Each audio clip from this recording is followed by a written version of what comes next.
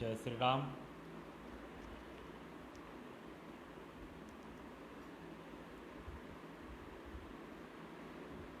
कृपया सभी जुड़ जाएं।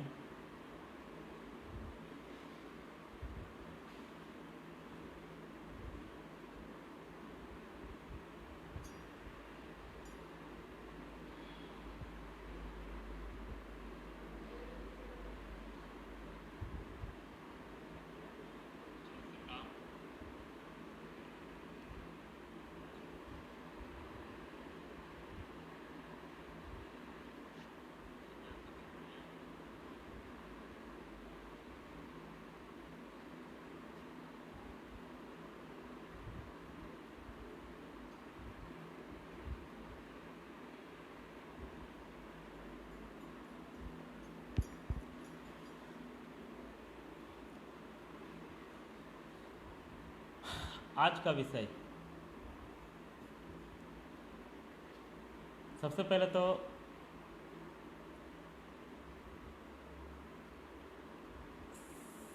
श्री कृष्ण जन्माष्टमी की हार्दिक बधाई एवं शुभकामनाएं। एवं आज ही के दिन विश्व हिंदू परिषद की स्थापना हुई थी। आज विश्व हिंदू परिषद के स्थापना का 56वां वर्ष है।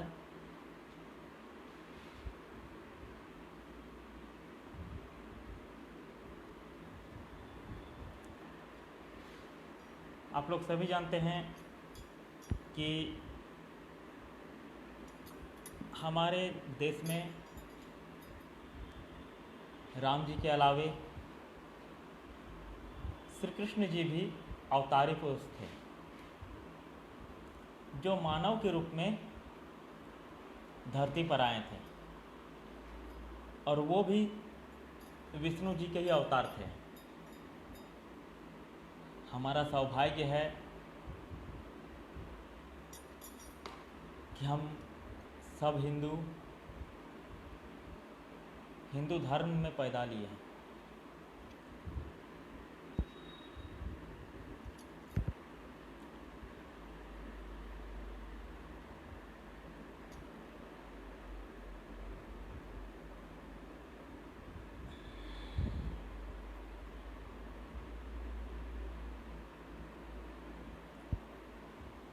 एक बार फिर दोहराता हूँ कि वीडियो को एक बार शेयर कर दें।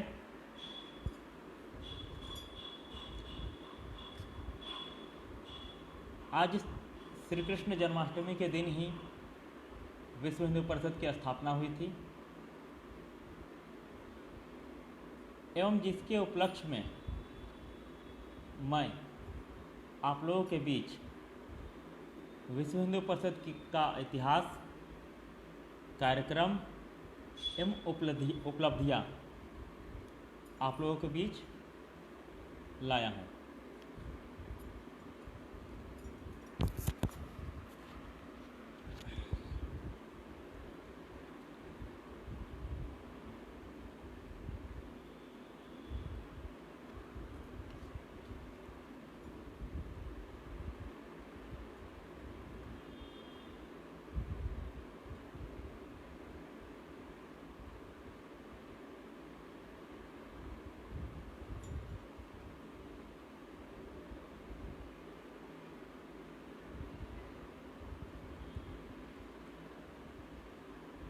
एक संक्षिप्त विवरण भी बताऊंगा विश्व हिंदू परिषद के विषय में। यह एक हिंदूवादी संगठन है जो हिंदुओं के प्रति, हिंदुओं के लिए और अपने देश के लिए, अपने धर्म के लिए काम करती है। हिंदू चेतना को जगाने का काम करती है। यह राष्ट्रीय स्वयंसेवक संघ आरएसएस का एक अनुषंगिक संगठन है। इसके कुछ और भी नाम हैं, जैसे विश्व हिंदू परिषद, वीएचपी, विहिप, इन नामों से भी जाना जाता है।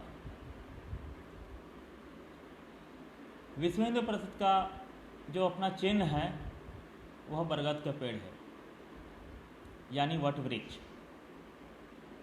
और इसका एक ही ध्येय वाक्य है, धर्मो रक्षति रक्षिता। जो धर्म की रक्षा करता है, धर्म उसकी रक्षा करता है। इसके संस्थापक विश्व हिंदू परिषद के संस्थापक केशवराम कांसीराम शास्त्री जी, स्वामी चिन्मयानंद जी, जयचम राजा वोडेयार बहादुर जी, मास्टर तारा सिंह जी, शिवराम शंकर आपटे जी, सदगुरु जगजीत सिंह जी, इन लोगों के प्रयास से हिंदू समाज को एकत्रित करने के लिए विश्व हिंदू परिषद का स्थापना किया गया।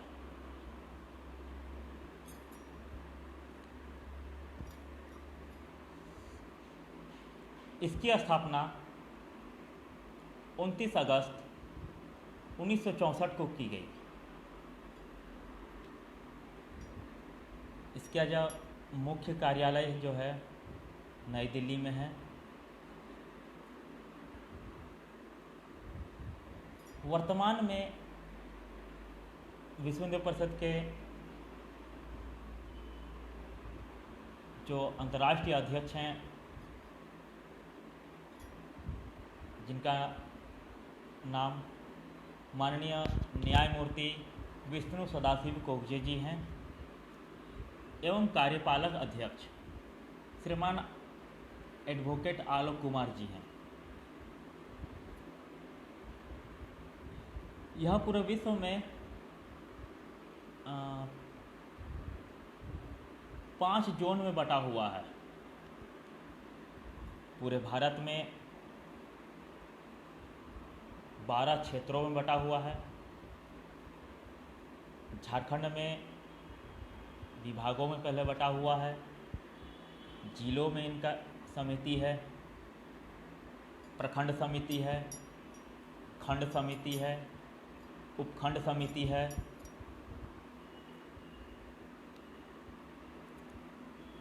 इसका सदस्य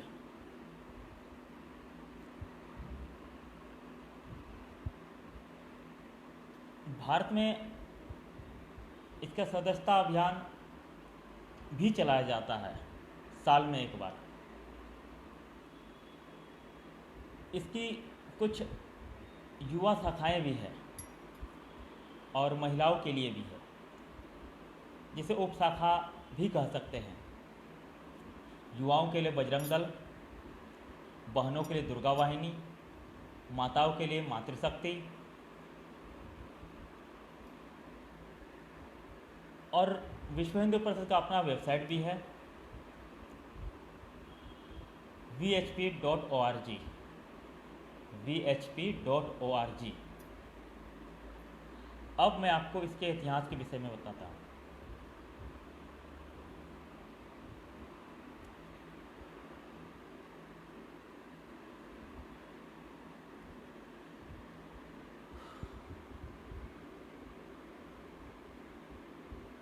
विश्व हिंदू परिषद की स्थापना 1964 में हुई।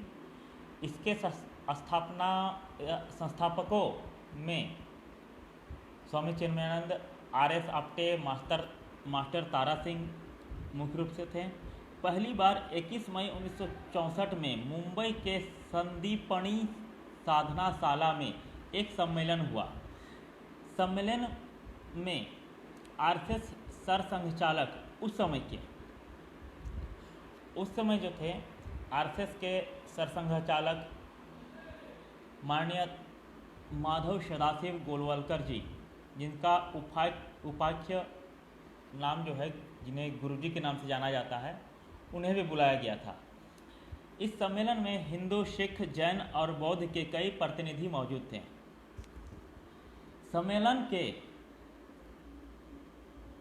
सम्मेलन में गोलवलकर जी ने कहा कि भारत के सभी मतावलंबियों, मतलब अलग अलग मत रखने वाले, अलग अलग जाति भेद रखने वाले को एकजुट होने की ज़रूरत है। मुगल काल के जाने के बाद अंग्रेज आया। अंग्रेजों के जाने के बाद देश की स्थिति कुछ ऐसी थी कि लोग आपस में ही बटे हुए थे और हिंदू बिछड़ रहा था। आज़ादी पाने के बावजूद भी वो गुलाम की तरह रह रहे थे। और जब तक हिंदुओं को एकत्रित नहीं किया जाता तब तक हिंदू आज़ाद नहीं होता, हमारा हिंदुस्तान आज़ाद नहीं होता।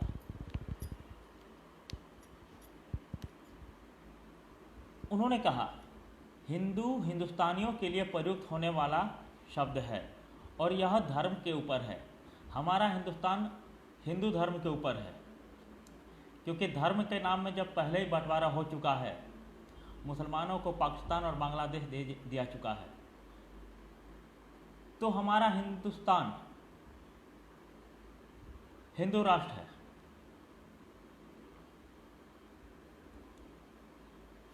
सम्मेलन में तय हुआ कि प्रस्तावित संगठन का नाम हिंदुस्तान और हिंदुओं से संबंधित है, इसलिए इसका नाम जो है विश्व हिंदू परिषद रखा जाए। 1966 में प्रयाग के कुंभ मेले में एक विश्व सम्मेलन के साथ ही इस संगठन का स्वरूप सामने आया। प्रयाग के कुंभ मेले में 1966 की बात है, जब विश्व का सम्मेलन हुआ और इस संगठन का स्वरूप सामने आया। आगे यह फैसला किया गया कि गैर राजनीतिक संगठन होगा। यह गैर राजनीतिक संगठन होगा, किसी भी पार्टी से हो, किसी भी जाति से हो, अगर वह हिंदू है तो वह विश्व हिंदू परिषद का कार्य करता है। आगे यह फैसला किया गया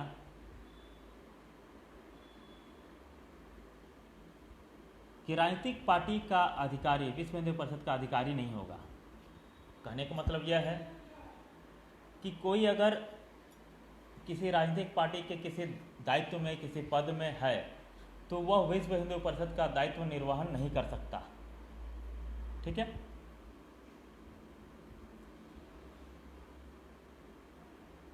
संगठन के कुछ मुख्य उद्देश्य, लक्ष्य तय किए गए, जैसे हिंदुओं को एकजुट करना, जाति धर्म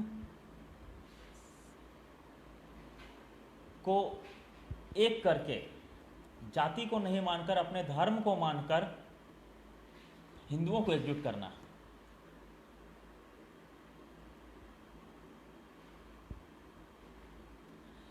अपने हिंदू जीवन और अपने हिंदू संस्कृति, अपनी माता बहनों, गौ माता, अपने देश की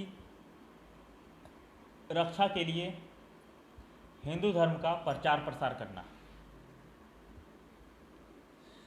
विदेशों में रहने वाले हिंदुओं को भी नहीं विश्व हिंदू परिषद, जैसा कि नाम से ही पता चलता है कि विश्व हिंदू परिषद अर्थात पूरे विश्व में जितने हिंदू हैं सभी के लिए यह संगठन बना हुआ है।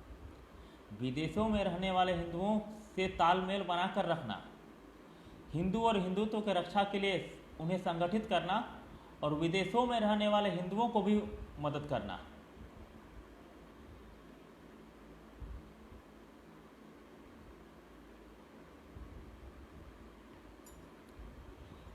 इसी तरह विश्व हिंदू परिषद के अपना कुछ इतिहास है, इसके कुछ कार्य भी हैं, इसकी उपलब्धियां भी हैं।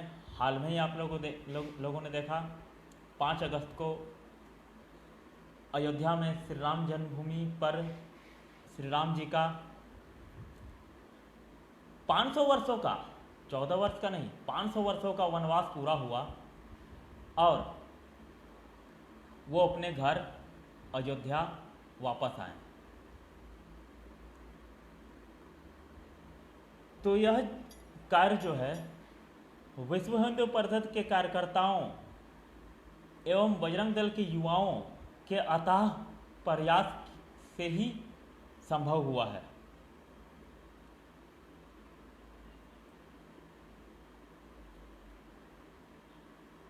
अब ये है, हाल में ही आप लोगों ने देखा 5 अगस्त को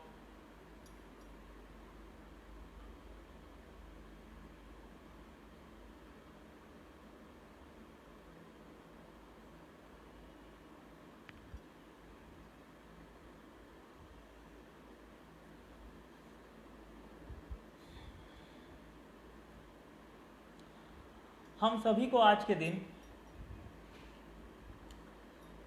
श्री कृष्ण जी की पूजा एवं विश्व हिंदू परिषद का स्थापना दिवस मनाना चाहिए,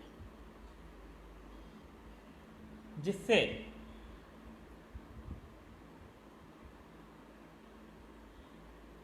हिंदुओं को एक प्रेरणा का स्रोत मिलेगा कि विश्व हिंदू परिषद क्या है, विश्व हिंदू परिषद ने क्या किया है और विश्व हिंदू परिषद का इतिहास क्या है, इसकी जानकारी देनी चाहिए, हिंदुओं को जगाना चाहिए।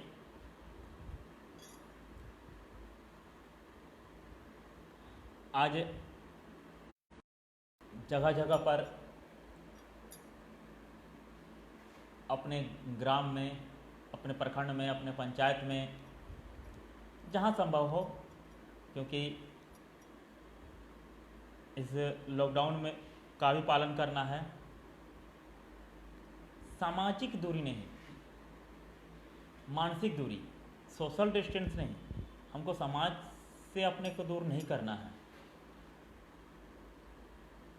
मानसिक दूरी।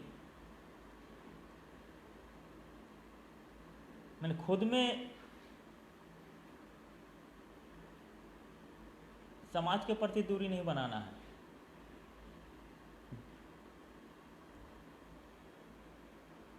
और इस प्रकार से कार्यक्रम को आप कर सकते हैं।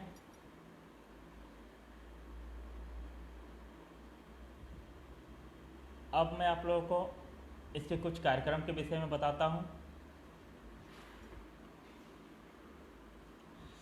हिंदू समाज के संगठन एवं जागरण के लिए विश्व हिंदू परिषद की स्थापना की गई। स्थापना बैठक में प्रयाग के कुंभ के पर्व पर विश्व सम्मेलन का निर्णय हुआ। इसका प्रथम विश्व हिंदू सम्मेलन 22, 23, 24 जनवरी 1966 को प्रयाग में पहला विश्व सम्मेलन संपन्न हुआ। 12 देशों से, लगभग 12 देशों से 25,000 प्रतिनिधि उपस्थित हुए। हिंदू, बौद्ध, जैन, सिख, सनातन धर्म के ये 4 स्तंभ, इन चारों स्तंभों के 25,000 अनुयायी इस सम्मेलन का प्रतिनिधित्व किए।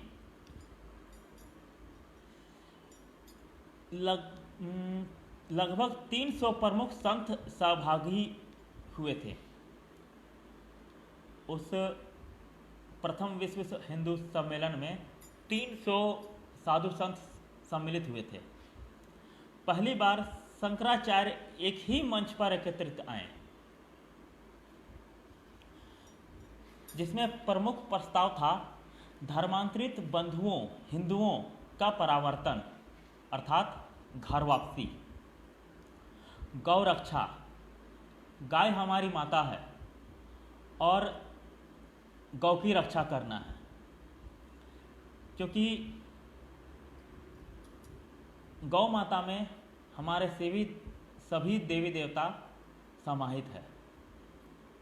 विदेशों में रहने वाले हिंदुओं का संगठन और उनकी सहायता, अर्थात जो हिंदू है और जो विदेश में रह रहा है, उन लोगों को संगठित करना, एकता में लाना और उन लोगों को मदद करना, यह प्रमुख प्रस्ताव रखा गया।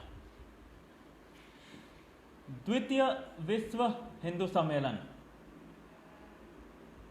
27, 28, 29 फरवरी 1979 को यह सम्मेलन हुआ। इसमें मातृ सम्मेलन, संस्कृत सम्मेलन, विदेशी हिंदू सम्मेलन जैसे उप सम्मेलन भी हुए। इस सम्मेलन में 23 देशों से लगभग 60,000 प्रतिनिधि आए थे, परंतु कार्यक्रम में स्थानीय लोगों की सहभागिता के कारण लगभग 1 लाख उपस्थिति हुई थी। इस सम्मेलन में विशेषता यह थी कि इसका उद्घाटन पूजनीय दलाई लामा जी ने किया था। दलाई लामा से आप लोग सभी परिचित हैं, और उनका स्वागत परम पूजनीय ज्योतिषपीठ शंकराचार्य जी ने किया था। यह एक ऐतिहासिक घटना था जो बहुत ही आनंदमय था। इसका तृतीय विश्व हिंदू सम्मेलन भी हुआ, फिर से प्रयाग में 11, 12, 13 फरवरी 2007 को अर्ध कुंभ मेले के अवसर पर संपन्न हुआ। यह घनघोर वर्षा के बीच भारत के सभी प्रांतों से तथा विदेशों के 14 देशों से प्रतिनिधि आए थे। जिस समय यह तृतीय विश्व हिंदू सम्मेलन हुआ, वर्षा हो रही थी और घनघोर वर्षा हो रही थी, और इस बीच भारत के सभी राज्यों से एवं विदेशों के 14 देशों से प्रतिनिधि आए हुए थे। कुल लगभग 41,000 गांव के लगभग 1,40,000 प्रतिनिधि इस सम्मेलन में सहभागी हुए। यह तो हुआ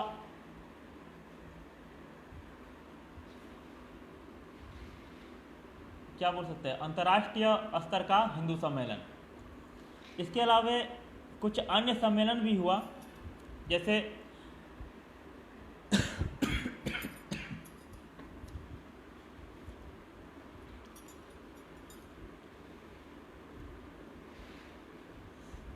इन विश्व सम्मेलनों के साथ 1967 से 72 तक प्रांतशः सम्मेलन हुआ, प्रांत स्तरीय। कर्नाटक के उडुपी में, महाराष्ट्र के पंढरपुर में, असम के जोरहाट में, गुजरात के सिद्धपुर में आदि अनेक स्थानों में हिंदुओं का विश्व सम्मेलन हुआ। उसके कारण देश के सभी जिलों में विहिप का काम पहुंच गया।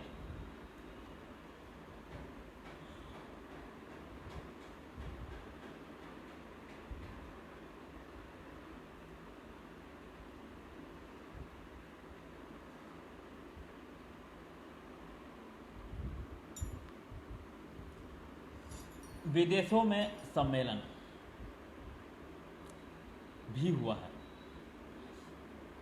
पहला, अमेरिका के छोटे बड़े अनेक हिंदू सम्मेलन हुए। 1984 में न्यूयॉर्क का सम्मेलन और 1993 में वाशिंगटन का वर्ल्ड विजन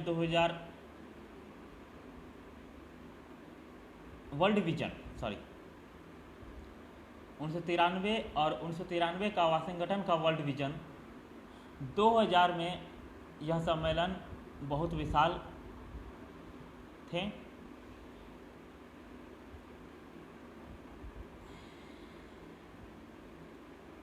इंग्लैंड में 1989 में मिल्टन किन्स में विराट हिंदू सम्मेलन हुआ, जिसमें 70,000 लोग थे। भारत के बाहर का यह सबसे बड़ा सम्मेलन था। 1989 ईस्वी में इंग्लैंड में मिल्टन किन्स में विराट हिंदू सम्मेलन हुआ, जिसमें विदेशी लोग 70,000 हिंदू उपस्थित थे। यह भारत का सबसे बड़ा, भारत के बाहर का सबसे बड़ा हिंदू सम्मेलन था। डेनमार्क के कोपनहेगन में 1985 ईस्वी में यूरोप का सम्मेलन,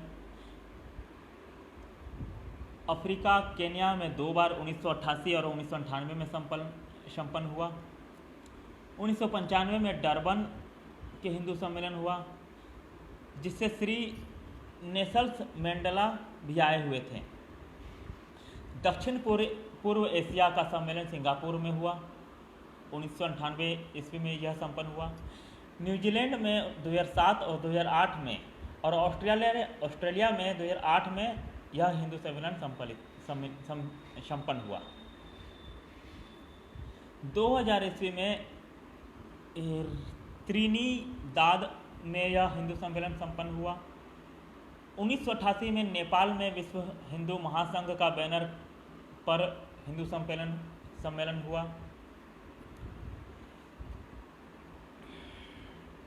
ऐसे अनेकों हिंदू सम्मेलन जो है देश और विदेशों में हिंदुओं को एक करने के लिए किया गया।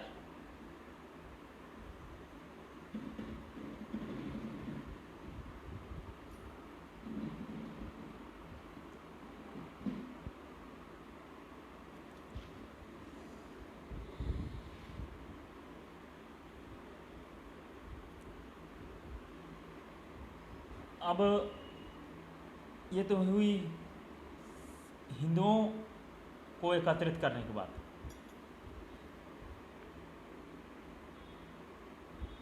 अंतर्राष्ट्रीय स्तर पर 4 बार अंतर्राष्ट्रीय सम्मेलन भी हुआ, इसका मुख्य विषय था बौद्ध हिंदू समन्वय।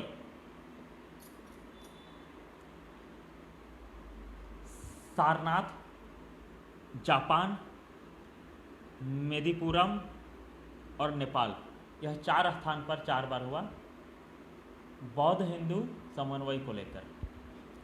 7 मई 1994 को दिल्ली में महिलाओं का राष्ट्रीय सम्मेलन हुआ, जिसमें 1 लाख महिला सहभाग ली थी।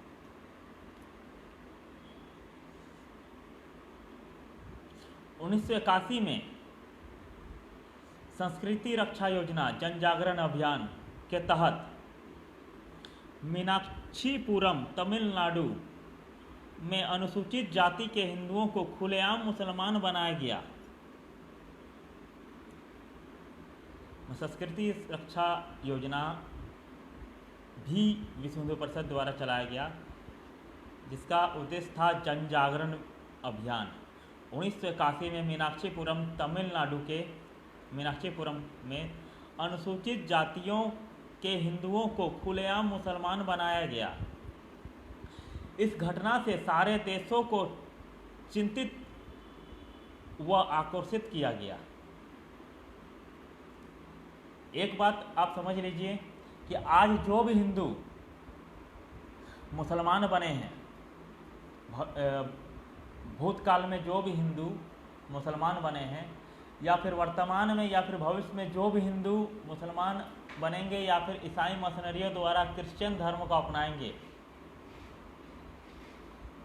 वह हिंदुओं का दुश्मन ही बनेगा, हिंदुओं का हितैषी नहीं बनेगा। इसलिए अपनी बहन बेटियों, अपने भाइयों, सभी को हिंदू नहीं कट्टर हिंदू बनाएं और अपने युवाओं साथियों को, अपने घर के युवाओं को बजरंग दल से जोड़ें और खुद अगर समय निकाल पाते हैं तो खुद भी विश्व हिंदू परिषद से जुड़े। माताओं के लिए मातृशक्ति का एक संगठन है विश्व हिंदू परिषद का, और बहनों के लिए दुर्गा वाहिनी।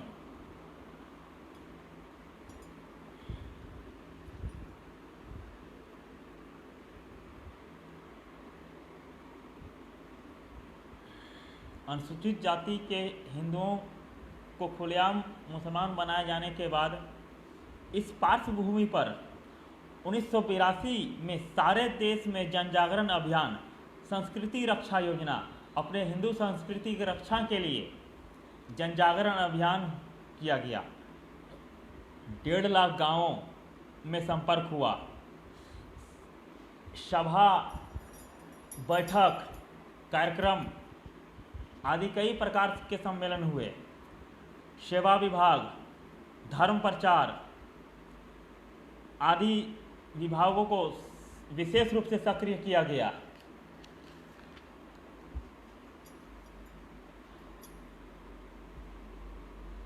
और वैसे कुकृति करने वाले मुसलमानों को रोका गया धर्मांतरण करने से।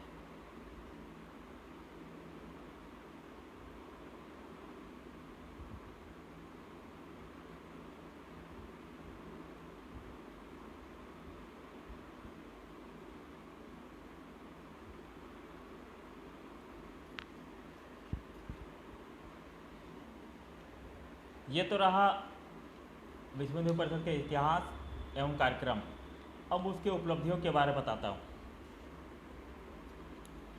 श्री राम जन्मभूमि आंदोलन, श्री राम सेतु रक्षा आंदोलन,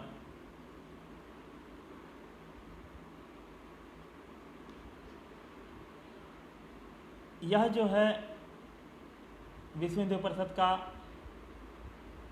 सबसे बड़ा उपलब्धि है जो आप लोगों ने देखा। भूतकाल में हमें कुछ याद नहीं आ रहा, लगभग 2004-05 की बात है। कांग्रेस शासन होने की वजह से कांग्रेस सरकार के द्वारा श्री राम सेतु को झूठा कहकर श्री राम सेतु को तोड़ने की बात कही जा रही थी। उस समय पर पूरे देश भर में बजरंग दल का विरोध हुआ, बजरंग दल के द्वारा विरोध हुआ और पूरे देश में एक साथ चक्का जाम कर दिया गया। यह प्रयास हिंदुओं के द्वारा, विश्व हिंदू परिषद द्वारा और उसके कार्यकर्ताओं के द्वारा ही संपन्न हुआ।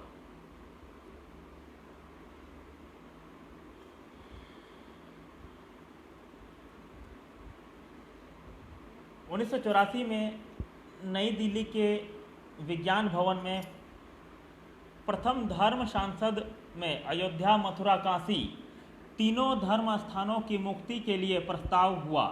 वहीं पर गोरख पीठाधीश परम पूजनीय महंत अवैधनाथ जी की अध्यक्षता में श्री राम जन्मभूमि मुक्ति यज्ञ समिति की स्थापना हुई। 1984 में श्री राम जानकी रथ यात्रा निकाली गई। अयोध्या, लखनऊ में विशाल कार्यक्रम हुए। बाद में सारे देश में विभागशः श्री राम जानकी रथ यात्रा निकाली गई। जागृति हुई। 1996 में मंदिर का ताला टूटा। 1989 में अनुसूचित जाति के बंधु श्री कामेश्वर चौपाल द्वारा अयोध्या में शिलान्यास हुआ। 1989 में 30 सितंबर से 9 नवंबर श्री राम शिला पूजन का व्यापक कार्यक्रम हुआ। लगभग 3 लाख जगह यह कार्यक्रम संपन्न हुआ, जिसमें करोड़ों लोग सहभागी हुए। बाद में श्री राम ज्योति और श्री राम पादुका यात्रा के कार्यक्रम भी हुए। 1990 में 30 अक्टूबर और 2 नवंबर को अयोध्या में प्रथम कार सेवा यात्रा हुई। मुलायम सिंह सरकार द्वारा निहत्थे कार सेवकों हिंदुओं पर धुआंधार गोलियां चलाई गई, परंतु कार सेवकों ने विवादित ढांचे, बाबरी ढांचा जो भारत के ऊपर कलंक था, जिस पर इसी 5 अगस्त को उस कलंक को मिटाया गया पूर्ण रूप से। बहुतों ने अभी कमेंट करना शुरू कर दिया है कि वहाँ बाबरी था, बाबरी रहेगा। तो ये बात याद रखना कि कार सेवक उस समय भी था और कार सेवक अभी भी है, बजरंगी उस समय भी था और बजरंगी अभी भी है। और ये बात तो रही है अयोध्या के राम जन्मभूमि की, अभी काशी और मथुरा बाकी है और साथ में आगरा भी हमारी है, इस बात को ध्यान रखिएगा।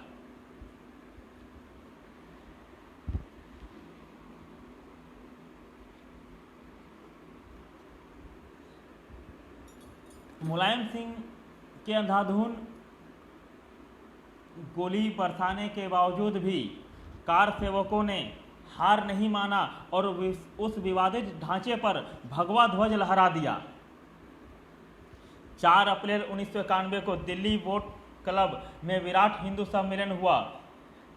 द्वितीय कार सेवा में लाखों कार सेवक अयोध्या में एकत्रित हुए और 6 दिसंबर 1992 को अंततः बाबरी ढांचे को ध्वस्त कर दिया और कच्चे स्वरूप में श्री राम जी का मंदिर का निर्माण किया गया। अब दुनिया की कोई भी शक्ति भगवान श्री राम लला को वहां से हटा नहीं सकता, क्योंकि हिंदू जाग चुका है, हिंदू अब सोया नहीं हुआ है। उसके बाद 2001 में श्री राम नाम जप अभियान बड़े पैमाने पर हुआ। श्री राम जन्मभूमि आंदोलन विश्व के इतिहास में एक अद्वितीय आंदोलन था, जिसके अथाह प्रयास से आप लोगों ने देखा कि 5 अगस्त को विश्व हिंदू परिषद के अथाह प्रयास से और बजरंग दल के युवाओं की शक्ति से प्रधानमंत्री नरेंद्र मोदी जी के द्वारा अयोध्या में शिलान्यास किया गया। इसके बाद श्री राम सेतु रक्षा आंदोलन। अगर विश्व हिंदू परिषद बजरंग दल का प्रयास ना रहता तो आज हम लोगों के बीच राम जी की बहुत ही बड़ी निशानी, श्री राम जी की बहुत ही बड़ी निशानी राम सेतु, जो भारत और श्रीलंका को जोड़ती है, उसे तोड़ दिया जाता। अप्रैल 2007 के रामेश्वरम में आंदोलन का प्रारंभ हुआ। सारे देश में अगस्त मास के रामेश्वरम राम सेतु रक्षा मंच का गठन हुआ। 12 सितंबर को देश व्यापी चक्का जाम किया, जिसमें लाखों लोग सहभागी हुए। 30 दिसंबर 2007 को नई दिल्ली में 10 लाख लोगों का महासम्मेलन हुआ और केंद्र सरकार को पीछे हटना पड़ा और अंततः राम सेतु को न्याय मिला। इसके अलावे 1996 से गौरक्षा आंदोलन का प्रारंभ हुआ। गाय हमारी माता है और जो हमारी गौ माता से छेड़छाड़ करेगा हम उसको नहीं बख्शेंगे। जो हमारी गौ माता को काटेगा हम उसे काटेंगे।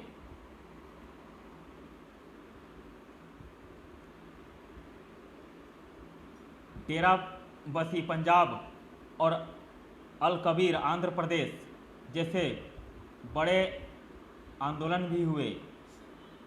अर्चकों का व्याप्त संपर्क और संगठन तमिलनाडु में है।